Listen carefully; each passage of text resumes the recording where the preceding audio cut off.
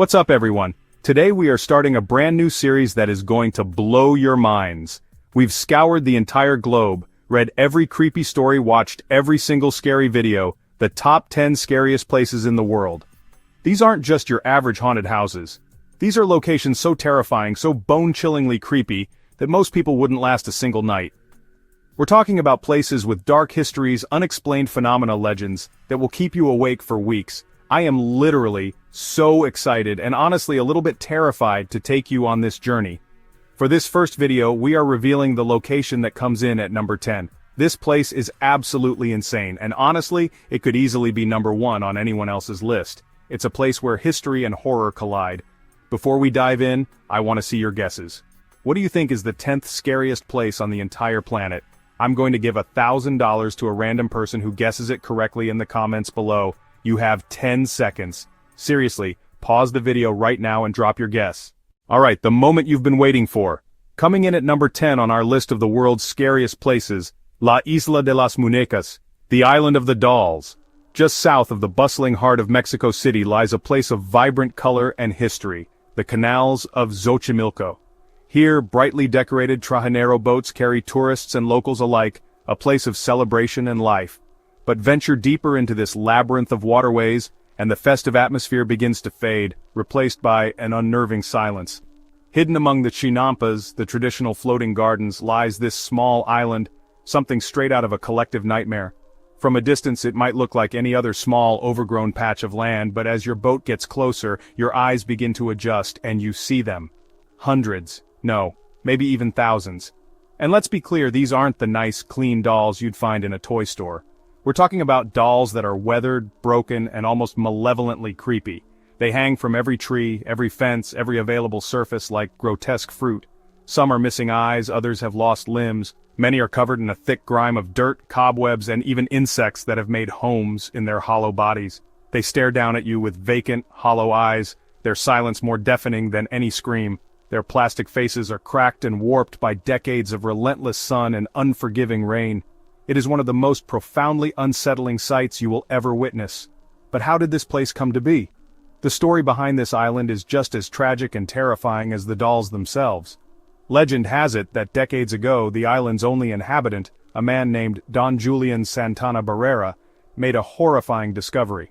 He found the body of a young girl who had drowned in the murky canal. Haunted by the tragedy, he later found a doll floating in the very same spot, which he believed belonged to her lost soul. To honor her spirit, and he hoped, to appease her restless ghost, he hung the doll from a tree as a memorial. But one doll wasn't enough to quiet the whispers he heard in the wind. Don Julian became convinced he was being watched, tormented by the spirit of the drowned girl. His solution was a strange and obsessive one. He began collecting more and more dolls, any he could find, to keep the girl's spirit company. He scavenged them from the trash, fished them from the canals, and even traded his own produce for them. He believed the dolls themselves became vessels, possessed by the spirits of other dead children, and that they acted as an army of guardians, protecting the island from further evil. For 50 years, Don Julian lived as a hermit on this island, completely surrounded by his ever-growing, decaying collection. He transformed this once normal piece of land into a grotesque and deeply personal shrine. Imagine living day in and day out, for half a century, with thousands of silent plastic eyes watching your every move, your only companions in the world. Visitors who have dared to venture to the island report some truly terrifying experiences, a feeling of oppressive energy that settles on you the moment you step ashore. It's a palpable weight, a sense of being unwelcome. They say the dolls' eyes, glassy and vacant in the daylight, seem to follow them as they walk by. People claim to hear them whispering to each other, faint, indecipherable chatter that rides on the breeze. Sometimes the whispers are said to morph into the giggles of a young child or even faint, mournful crying. Some have even sworn they've seen the dolls move their heads or blink their lifeless eyes. It's one thing to hear these stories, but another entirely to be there, feeling the gaze of 1,000 tiny eyes on the back of your neck. Can you even imagine being on a boat floating past this island in the dead of night and seeing one of the dolls turn its head to look at you?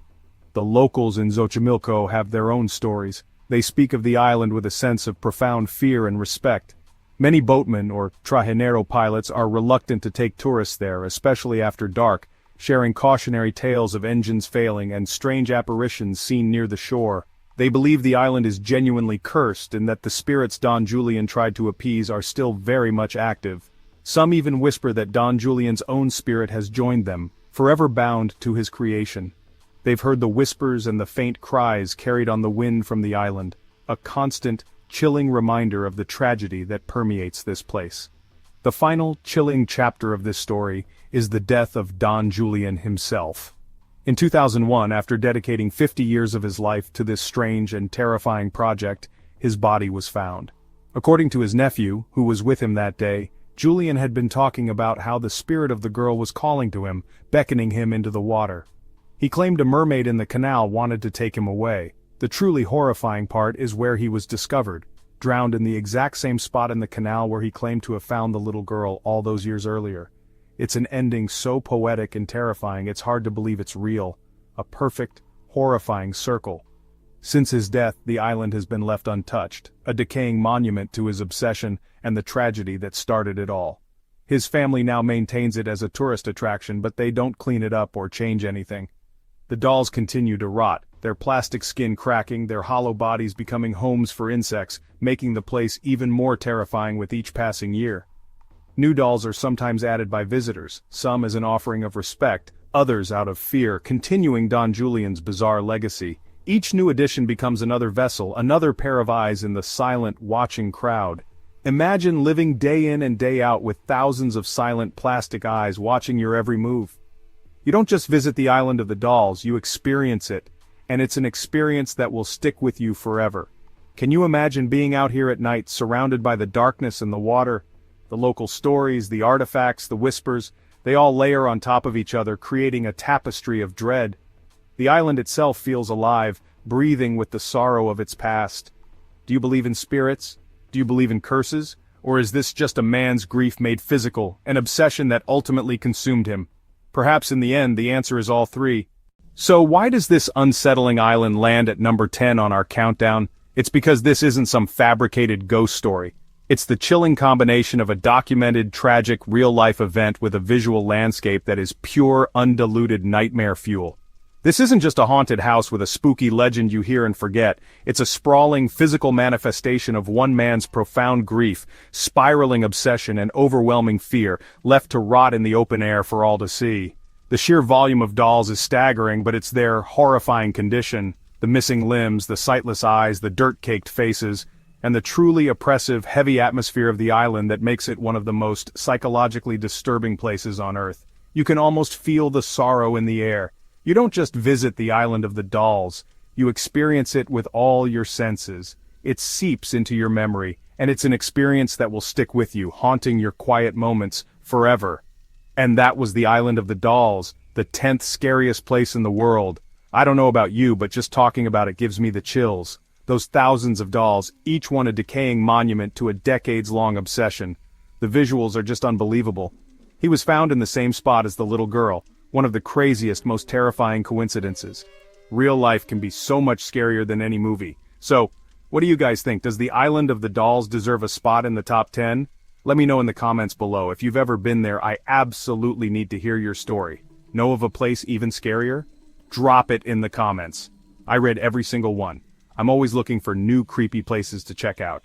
Smash that like button if you enjoyed this video and want to see the rest of the countdown. Subscribe, turn on notifications. It helps the channel more than you know. Remember,